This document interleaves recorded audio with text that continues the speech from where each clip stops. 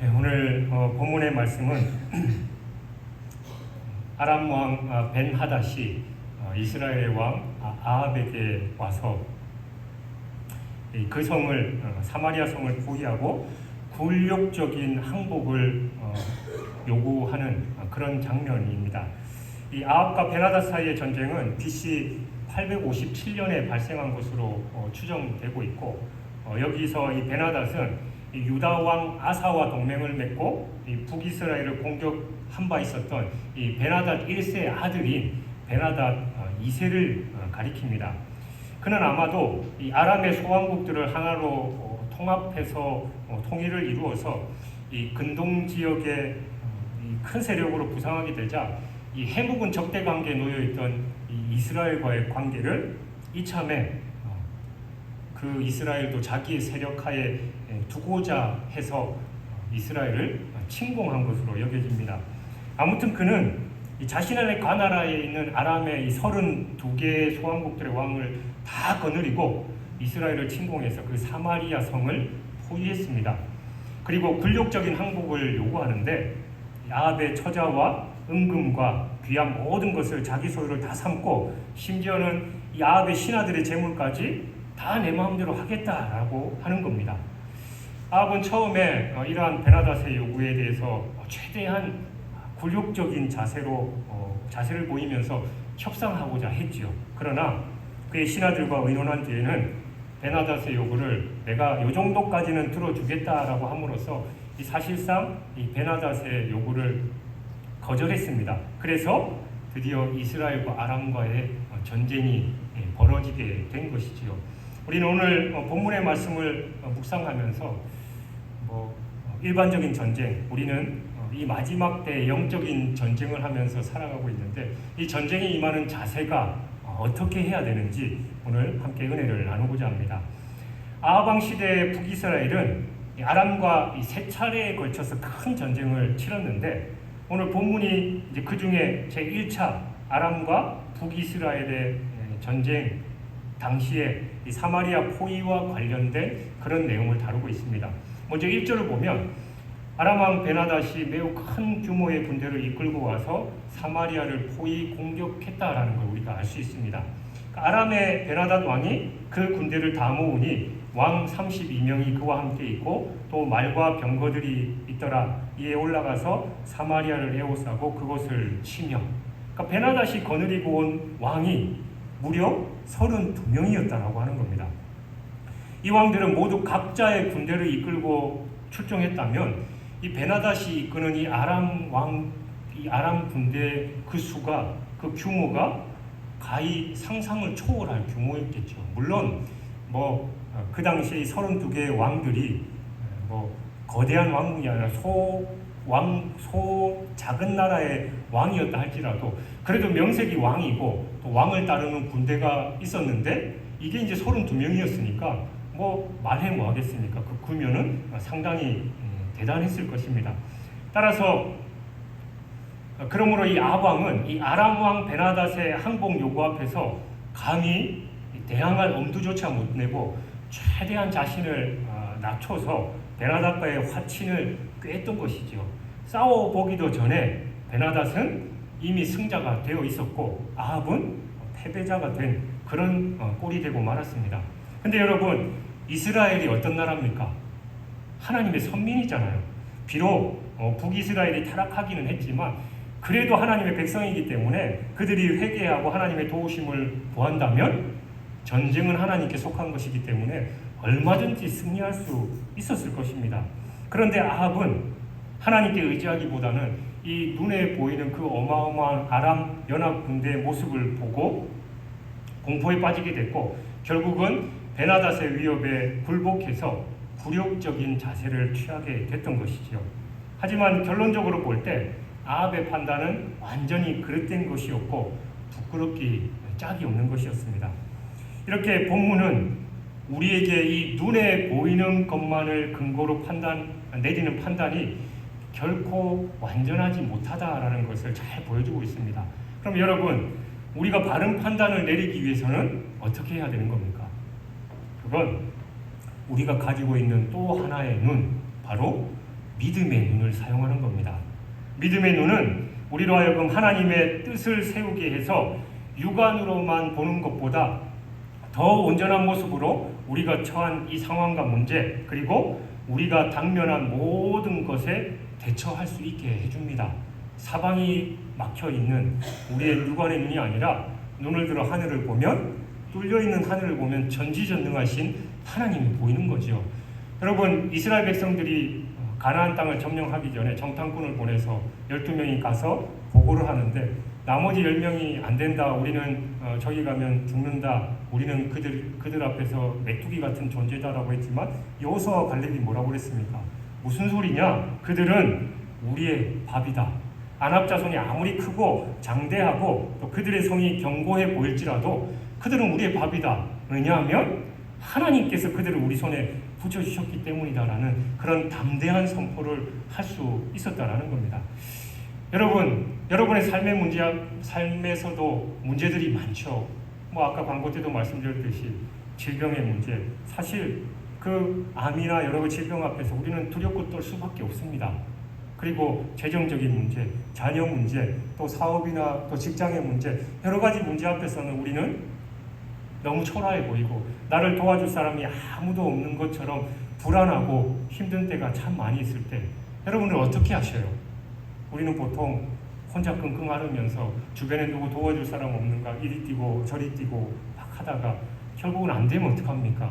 하나님, 저 좀 도와주십시오. 저 미치겠습니다. 저 죽겠습니다. 라고 기도하는데, 여러분, 그게 우리의 신앙이 잘못됐다는 증거예요.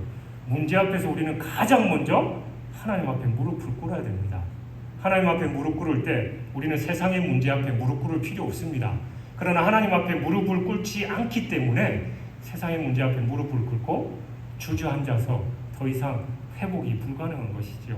이 아합 왕처럼 아람의 그 어마어마한 규모의 군대 앞에서 벌벌 떨면서 어떻게 좀 안 되겠습니까? 라는 그런 모습으로 살아가시겠습니까?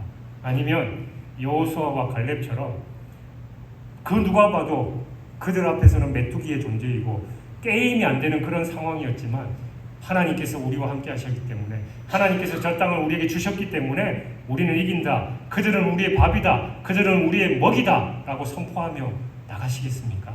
선택은 여러분께 있어요. 그리고 그 결과 역시 여러분에 맞이하는 겁니다. 문제 앞에서 굴욕적으로 낮아지는 것이 아니라 전능하신 하나님을 바라보며 하나님께서 우리와 함께 하신다는 믿음의 선포를 하는 저와 여러분이 되시길 주님의 이름으로 축원합니다. 1절에서 6절을 보면 이 아람의 베나닷과 북이스라엘의 아합 간의 첫 번째 전쟁은 이 베나닷의 선제 포위 공격과 협박으로 시작됐습니다. 베나닷은 먼저 군대를 끌고 와서 자신의 세력을 과시했습니다. 그런 후에 사신을 보내서 북이스라엘에 대한 아람의 절대 우위를 과시하면서 아합으로 하여금 이를 인정하게 한 거예요. 이에 대해서 아합은 베나닷의 말을 순순히 시인하고 자신을 베나닷의 신하인 것처럼 낮추어서 말했습니다. 여기서 아합이 자신을 낮춘 이유는 베나닷의 군사력을 보고 겁을 먹기도 했겠지만, 사실 베나닷이 요구하는 바가 아직까지는 자신이나 북이스라엘에 큰 피해를 주지 않는 자라는 그런 점도 작용했을 겁니다. 아마도 아합은 이 시점에서 적당하게 낮추고 굴복하면서 내줄 건 내주고 하면 더 큰 전쟁, 더 큰 손해를 보지 않을 수 있으니까 그 정도 선에서 해결하려고 했던 것이죠. 근데 여러분, 상황은 그리 간단히 끝나지 않았습니다. 그러니까 아합의 생각과는 정반대로 진행돼 버린 겁니다. 5절과 6절을 보면 사신들이 다시 와서 이르되 베나닷이 이르노라, 내가 이미 내게 사람을 보내어 말하기를 너는 내 은금과 아내들과 자녀들을 내게 넘기라 하였거니와 내일 이맘때 내가 내 신하들을 내게 보내리니 그들이 내 집과 내 신하들의 집을 수색하여 내 눈이 기뻐하는 것을 그들의 손으로 잡아 가져가리라 한지라. 그러니까 이 베나닷의 본심이 드러나죠. 쉽게 말해서 네 거 내가 모든 거 싸그리 다 가져가겠다. 너는 적당하게 이렇게 주려고 했는데 아니, 그거보다 나는 네 거 전부 다 갖고 가고 네 신하들 네 나라들 통째로 먹겠다. 이제 그런 말인 겁니다. 그는 처음부터 이 아합과 북이스라엘의 모든 것을 빼앗아 가겠다라는 의도를 가지고 쳐들어왔던 거죠. 그러니까 처음에 이 전문용어로 살짝 간보고 나서 요거 넘어가겠구나 싶으니까, 얘가 겁먹었구나 싶으니까 더 큰 걸 요구한 겁니다. 그러나 이 건국 초기부터 이 중동 지역의 강국이었던 북이스라엘의 힘을 무시할 수 없었기 때문에 처음에는 조심스럽게 접근했던 거죠. 하나님의 은혜로 북이스라엘과 유다 그 나라들은 전쟁에서 승리했습니다. 그러니까 그 지역에 소문이 다 났을 거 아니에요. 그리고 지금까지 이 베나닷은 이 아람의 그 연합 군대 이 북이스라엘을 자기 수하에 넣지 못했던 것도 그 은근히 이 북이스라엘의 그 국력과 여러 가지 상황들을 보면서 계속해서 어떻게 좀 해보고 싶었는데 그게 지금까지 잘 안 됐던 거죠. 근데 아합이 겁먹고 납작 엎드리니까 이때다 싶어가지고 그 북이스라엘을 침공하는 겁니다. 여러분, 이러한 베나닷의 태도를 살펴보면 이 모든 악이, 그러니까 특별히 모든 악의 원천인 사탄의 속성과 아주 비슷하다는 것을 우리는 알 수 있습니다. 우리는 날마다, 아니 매 순간마다 이 사탄의 유혹과 시험 속에서 살아갑니다. 근데 그 유혹이 우리가 단번에 유혹이라고 느낄 만큼 확 다가오는 경우는 별로 없습니다. 대개의 경우 사탄의 유혹은 조금씩 요 정도까지면, 이 정도까지라면 어떠냐, 얼마든지 할 수 있지, 그 정도로 다가와요. 그래서 우리들이 여기까지라고 한계라고 생각하고 그 유혹을 그냥 이 정도쯤이야라고 쉽게 받아들이게 합니다. 실제로 처음의 유혹은 유혹이라고 할 것까지도 없는 작은 것이다라고 할 수도 있어요. 근데 문제는 거기서 끝나지 않는다라는 겁니다. 사탄의 유혹은 우리가 한 단계 허락했을 때 곧바로 그 다음 단계를 요구합니다. 여러분, 에덴 동산에서 아담과 하와의 경우를 보십시오. 뱀이 먼저 그에게 접근할 때 뭐라고 합니까? 야, 하나님이 저 선악과를 따먹지 말라고 그랬지. 다 거짓말이야. 그거 먹으면 하나님과 같아져라고 대놓고 유혹을 합니까? 아니죠. 살짝 떠보죠. 하나님이 요 동산 나무의 모든 실과를 먹지 말라고 하더냐. 그러니까 전체를 살짝 건드려 봐요. 그러니까 그 하와가 아니 하나님이 다 먹으라고 했는데, 그러면서 이제 자기에게 접근했을 때 하와가 그때 사탄의 유혹을 단칼에 거절해야만 됐었는데 그 유혹을 쉽게 받아들이고 결국은 하나님께서 금지하시고 먹으면 반드시 죽으리라 하신 그 선악과까지 계속해서 얘기하다가 하나님이 그거 먹으면 죽는다고 그랬어? 라고 하니까 아니 죽을까 그런 식으로 말씀하신 것 같은데? 라고 조금씩 그 마음을 내주다가 사탄의 말을 듣고 보니까 선악과가 어떻게 보였습니까? 먹음직도 하고 보암직도 하고 지혜롭게 할 만큼 탐스럽기도 한 거예요. 그러니까 덥석 그 사과를 먹게 되고 선악과를 먹게 되고 결국은 남편 아담에게도 주어서 원죄를 저지르고 말았다라는 겁니다. 여러분, 이처럼 사탄은 우리에게 조금씩 작은 건 양보하면 더 큰 걸 요구해서 결국은 우리로 하여금 그 사탄의 수하에 죄악에 빠져서 벗어나오지 못하도록 한다라는 겁니다. 이뿐이 아니죠. 사탄은 수많은 방법으로 성도들을 유혹해왔고 지금도 여전히 우리를 유혹하고 패배시키고 있습니다. 작은 것 하나 양보하라는 이 사탄의 달콤한 속삭임에 때로는 알지 못해서, 때로는 알면서도 그 정도쯤이야라고, 아니면 귀찮아서 그냥 그러든지 말든지라고 내버려 두면서 결국은 슬피 울며 이를 가는 상황이 되고 만다라는 것이죠. 그러므로 여러분, 베드로전서 5장 8절 9절은 우리에게 사탄의 은밀한 유혹에 단호히 대처할 것을 요구하고 있습니다. 근신하라, 깨어라. 너희 대적마귀가 우는 사자같이 두루다니며 삼킬 자를 찾나니 너희는 믿음을 굳건하게 하여 그를 대적하라.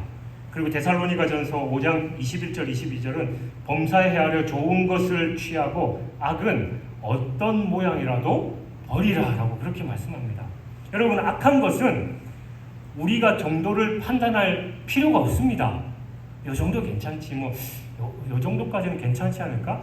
그 판단을 우리가 할 필요가 없는 거예요. 다만 그것이 어떤 모양이든지 어느 정도이든지 그 판단은 주님께 다 맡기고 절대로 악에게는 양보하지 않겠다라는 그 단호한 마음을 가지고 악을 대적한다면 우리는 이 사탄의 흉계를 어렵지 않게 물리칠 수 있을 것입니다.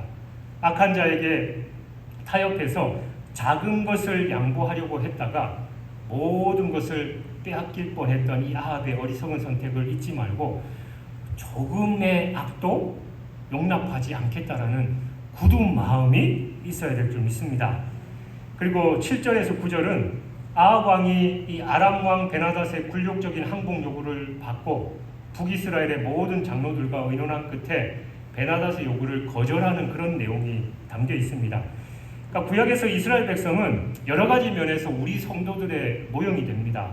특별히 신정왕국이었던 이스라엘은, 그러니까 분열왕국 시대의 남왕국 유다와 북왕국 이스라엘은 이방 나라와는 전혀 다른 하나님의 백성으로서의 성격을 지니고 있었습니다. 하나님께서 특별히 구별해서 세웠던 백성이었기 때문에 하나님께서는 이 두 나라를 특별한 섭리로서 보호하셨습니다. 그리고 그와 동시에 하나님께서 보호하시는 백성으로서의 의무를 준수할 것도 요구하셨습니다. 그 많은 의무 중에 대표적인 게 바로 이방의 관습을 따르지 말아야 한다라는 것이었습니다. 그러니까 이스라엘은 하나님의 백성으로서 이스라엘에게 있어서 이 주변 국가들과 동맹하는 까지도 쉬운 일이 아니었어요. 왜냐하면 주변 국가들과 동맹을 맺게 되면 필히 이제 서로 교류가 이루어지게 되는데, 당시 중군동 여러 국가들이 모두 우상과 또 이방 신들을 섬기고 있었던 상황을 고려해 볼 때 이스라엘이 그 다른 나라들과 교류를 하면 자연스럽게 그들의 문화와 관습을 받아들이게 되고, 그러면 여러 가지 우상과 또 이방 신들을 섬기게 되는 건 뻔한 일이었기 때문입니다. 여기서 우리는 이 같은 사실을 염두에 두고 이 아람의 베나닷이 북이스라엘을 쳐들어온 사건을 바라볼 필요가 있는데, 이 베나닷의 요구가 이스라엘로 받아들일 만한 것이든 아니면 너무나 그 요구가 과도해서 도저히 받아들일 수 없는 것이든 판단하는 것은 나중 문제입니다. 우선은 그 아람이 북이스라엘에게 있어서 타협의 대상이 될 수 없다라는 사실을 아합이 깨달아야만 했습니다. 그러니까 아람의 요구에 굴복해서 타협하게 되면 필연적으로 그들의 요구를 들어줄 수밖에 없게 되는 거잖아요. 정도의 차이는 있을지라도 당시 하나님의 선민으로서의 특징을 간직해야 했던 이 북이스라엘에게 있어서는 아람과 타협해서 아람의 삶의 방식을 받아들이는 그것 자체가 신앙적인 범죄이고 하나님을 배반하는 일이 될 수밖에 없습니다. 더욱이 군사적인 열세 노여 아람의 요구에 굴복하는 형태를 띈 타협이라면 더더욱 그럴 수밖에 없는 것이겠지요. 이와 같은 사실을 종합해 볼 때 북이스라엘에게 있어서 아람은 타협의 대상이 아니라 전투의 대상이 될 수밖에 없다라는 겁니다. 당시 아합 왕의 자문 역할을 했던 장로들의 그 말을 통해서도 우리는 분명하게 확인할 수 있죠. 8절입니다. 모든 장로와 백성들이 다 왕께 아뢰되 왕은 듣지도 말고 허락하지도 마옵소서 한지라. 듣지도 말고 허락하지도 말라라는 이 말 속에 아합과 북이스라엘 백성이 취해야 할 방향이 명확하게 제시되어 있습니다. 우리는 이러한 본문의 말씀을 통해서 우리가 사탄에 대해서 취해야 할 태도도 분명히 알 수 있습니다. 듣지도 말고 허락하지도 말라. 사탄은 우리에게 있어서 전투의 대상일 뿐 이해와 타협의 대상은 결코 될 수 없는 겁니다.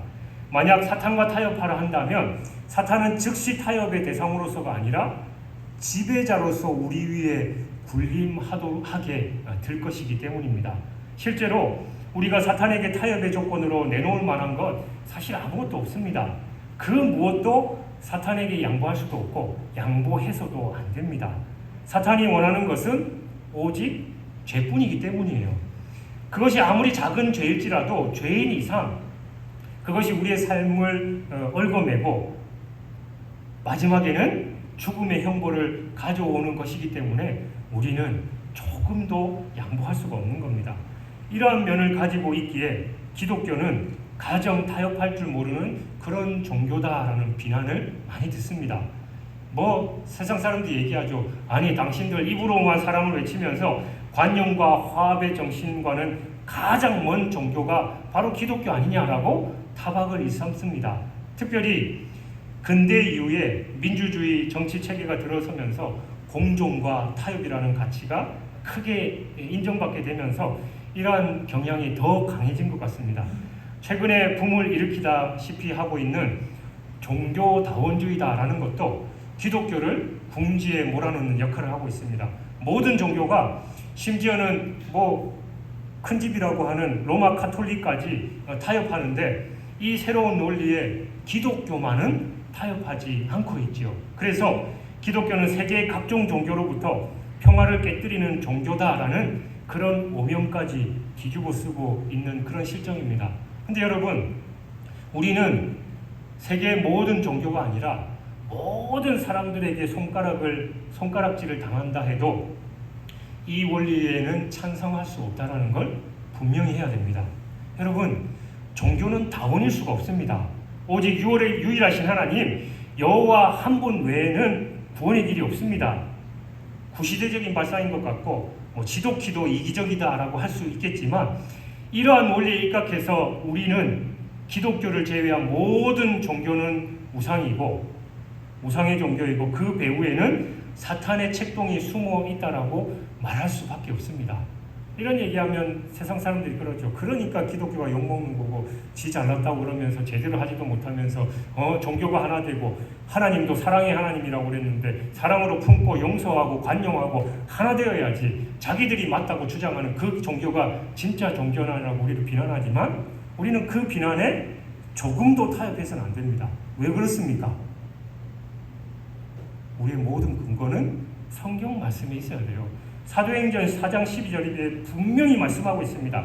다른 이로서는 구원을 받을 수 없나니 천하 사람 중에 구원을 받을 만한 다른 이름을 우리에게 주신 일이 없습니다. 다른 이름을 준 적이 없대요. 그러니까 우리는 다른 이름을 거들먹거리는 그런 사람들과는 조금의 타협도 할 수 없는 겁니다. 우리의 태도는 오직 한 가지로 결정할 수밖에 없습니다. 북이스라엘의 모든 장로와 백성들이 베나닷을 타협의 대상이 아니라 전투의 대상으로 규정했던 것처럼 우리도 우리를 향해 창을 겨누는 이 사탄이 결코 타협의 대상이 될 수 없다라는 것을 우리 자신에게와 또 다른 이들에게 당당하게 말할 수 있어야 할 것입니다. 우리가 사탄을 어떻게 규정할 것인가에 따라서 승패는 결정납니다. 사탄을 타협할 수 있는 존재로 규정한다면 우리는 패해서 그를 우리의 지배자로 맞이할 수밖에 없을 것이고 사탄을 타협할 수 없는 전투의 대상으로 규정한다면 우리는 결국 영적 전쟁에서 승리자가 될 것입니다. 여러분, 사탄은 타협의 대상이 아니라 선포하여 무찌르고 또 전쟁해야 될 대상임을 알고 이 영적 전쟁에서 넉넉하게 승리하시길 주님의 이름으로 축원합니다. 또 11절을 보면 아합은 자기의 요구를 수용하지 않는 사마리아를 완전히 폐허로 만들어 버리겠다라는 이 베나닷의 위협에 당시에 전해져 오던 속담인 갑옷 입은 자가 갑옷 벗은 자같이 자랑치 못할 것이다 라는 그 말로 대응하고 있습니다. 이 속담의 의미는 어떤 일을 시작하는 시점에서 마치 그 일을 다 끝내고 성공적으로 수행한 것처럼 자랑하지 말고 방심하지 말라라는 그런 뜻입니다. 물론 아합이 베나닷에게 이 말을 한 건 방심을 경계하는 의미로 전한 건 아니에요. 아합은 단지 베나닷의 위협 앞에서 굴복하지 않겠다라는 각오를 분명하게 한 것이고 아울러 베나닷을 두려워하지 않는다라는 그런 메시지를 담아서 보낸 것입니다. 근데 우리는 이 속담이 가지고 있는 원래의 의미에 주목할 필요가 있습니다. 곧 모든 일을 마치기까지 결코 방심해서는 안 된다는 겁니다. 특히 우리 성도들에게 있어서 이 속담의 의미는 아주 새롭게 다가올 수밖에 없습니다. 왜냐하면 우리의 삶 자체가 거듭 말씀드리지만 영적 전쟁이기 때문이에요. 성도는 이 영적 전쟁을 마치고 갑옷을 벗기까지, 즉 육체의 장막을 벗기까지 수호의 방심도 용납하지 말아야 합니다. 오늘 하루의 삶을 충실히 살았다고 해서 역시 방심은 용납될 수 없다는 걸 기억해야 됩니다. 왜냐하면 우리에게 내일 일은 알지 못하기 때문이에요. 그러므로 잠언 27장 1절은 우리에게 이렇게 말합니다. 너는 내일 일을 자랑하지 말라. 하루 동안에 무슨 일이 일어날지는 내가 알 수 없느니라. 그러니까 실제로 우리 역사 가운데 이 발발했던 전쟁들을 통해서 방심이 얼마나 무서운지를 우리는 잘 알 수 있습니다. 전쟁에 있어서 방심은 패배와 직결되잖아요. 제2차 세계대전 당시에 독일은 힘을 기울여서 이 전쟁을 준비했고, 전쟁이 발발했을 때 온 유럽을 이 짧은 시간 내에 정복할 만큼 강대한 힘을 보여줬습니다. 그런데 그들은 이러한 초반 승세에 힘입어서 방심함으로써 이 서부 전선에 집결한 군대를 빼돌려 동부의 러시아를 공격했고, 이는 그들에게 있어서 결정적인 실책이 되었습니다. 그러니까 세계 역사가들은 만약 이때 히틀러가 서부 전선에서 우세를 끝까지 지속해서 방심하지 않고 동부 전선에서는 그때까지의 정책을 일관성 있게 유지해서 이 러시아와 동맹 관계를 지속했다면 세계 역사는 달라졌을 것이다라고 그렇게 입을 모으고 있습니다. 여러분, 방심함으로써 유리했던 전세를 망치고 패배를 불러일으켰던 그 신뢰가 어디 이뿐이겠습니까? 실로 방심이 패배와 직결됨은 총칼을 사용하는 일반적인 전투에서나 인생 전체, 그리고 더 나아가서 영적 전쟁에서도 공통적으로 작용하는 그런 진리입니다. 우리는 다윗의 아들 솔로몬의 일생을 기억하면서 애석하게 생각할 때가 참 많이 있지요. 솔로몬 왕이 재위 초기에는 얼마나 위대한 왕이었습니까? 그가 처음 왕이 되었을 때 아도니아와 요압을 비롯한 반란자들을 처리했던 그 수원들, 그리고 기브온에서 1000번제를 드렸던 것, 그리고 그때 나타나신 하나님께 소원하는 것을 구하라고 하셨을 때 하나님의 백성을 잘 다스릴 수 있도록 듣는 마음을 달라라고 했던 그 담대함과 지혜로움 등등, 솔로몬은 위대한 왕으로 불리기에 손색이 없었고, 또 그의 통치하에서 이스라엘은 승승장구하면서 평화와 번영을 누렸습니다. 근데 그가 이방의 여인들과 정략 결혼을 하고 좀 더 방심해서 그 여인들이 예루살렘의 우상들을 들여오는 것을 허락했을 때 솔로몬은 이미 쓰디쓴 패배 구렁텅이로 밀려 떨어지고 있었던 것이죠. 결국 그는 초반에는 화려한 성공을 거뒀지만 말년에는 실패한 왕으로 낙인 찍히는 자가 됐고, 이스라엘 왕국의 분열에 결정적인 원인을 제공하는 그런 사람으로 역사에 남게 된 겁니다. 아합도 이후에, 오늘 본문 이후의 내용을 보면 베나닷의 교만을 꺾음으로써 하나님께서 그 전쟁에서 이기게 하셨는데, 교만하고 방심함으로써 하나님의 말씀을 거역해서 베나닷과 조약을 맺고 그를 놓아주게 됐어요. 그래서 20장 42절의 말씀과 같이 베나닷의 목숨을 대신해서 자신이 죽게 되는 그런 상황이 되고 말았습니다. 사도 바울이 사랑하는 제자 디모데에게 디모데전서 6장 14절부터 11절부터 14절에 이렇게 말씀합니다. 오직 너 하나님의 사람아, 이것들을 피하고 의와 경건과 믿음과 사랑과 인내와 온유를 따르며, 그리고 쭉 말씀하다가 우리 주 예수 그리스도께서 나타나실 때까지 흠도 없고 책망받을 것도 없이 이 명령을 지키라.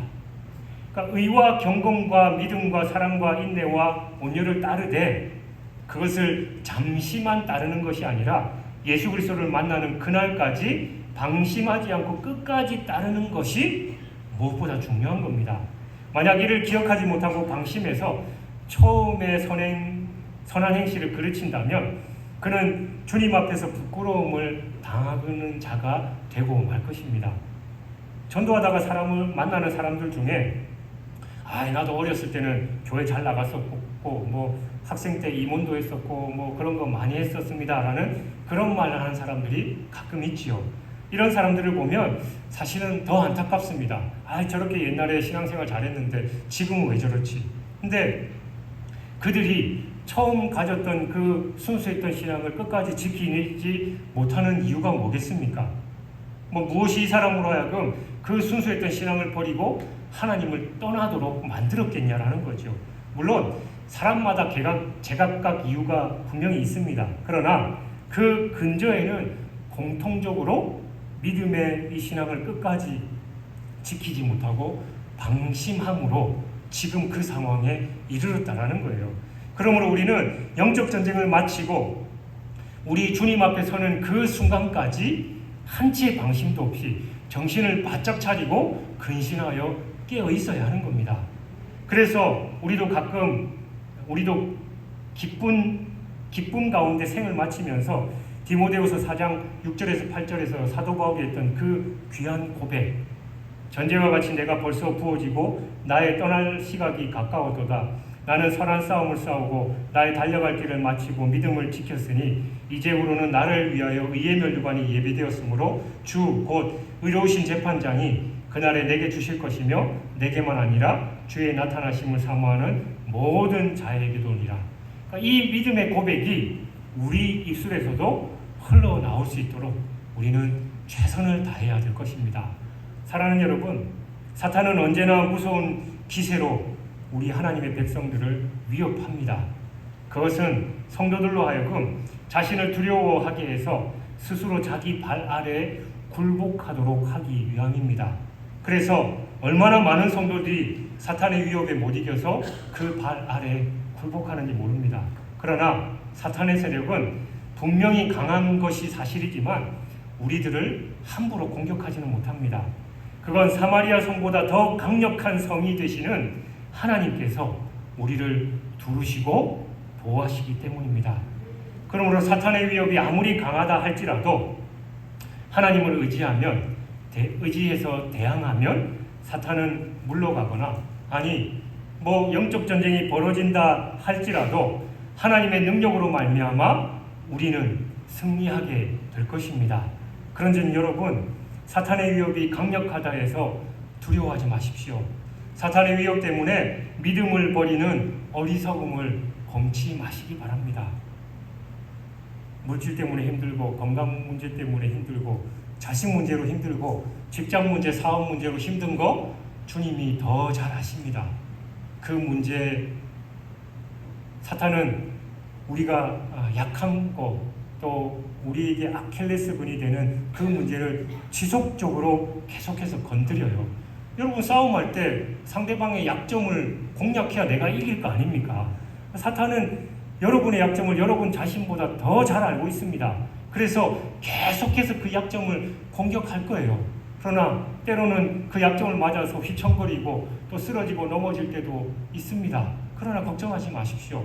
우리가 그 연약함을 고백하면서 하나님 앞에 나오면 하나님께서 우리를 그 상처 입은 부위를 만져주시고 회복시켜주시고 또 영적 전쟁에서 이길 힘을 우리에게 주셔서 사탄을 맞설 때 넉넉한 승리를 하게 하실 것입니다. 다만 우리는 어떤 상황 속에서도 신실하신 하나님, 완전하신 하나님, 나를 사랑하시고 나를 지키시고 보호하시는 그 하나님을 인정해야만 하는 겁니다. 그런 자세로 믿음을 굳게 지킬 때 하나님께서 우리를 대신해서 사탄을 물리쳐 주시고 또 우리에게 힘과 능력을 주셔서 우리의 삶의 여러 가지 문제 앞에서 담대하게 선포함으로 말미암아 승리해서 하나님께 영광 돌리는 그런 삶을 살게 하실 줄 믿습니다. 믿음의 여정 가운데 영적 전쟁에서 하나님의 전신갑주를 입어서 넉넉하게 승리하여 하나님께 영광 돌리는 저와 여러분이 되시길 주님의 이름으로 축원합니다.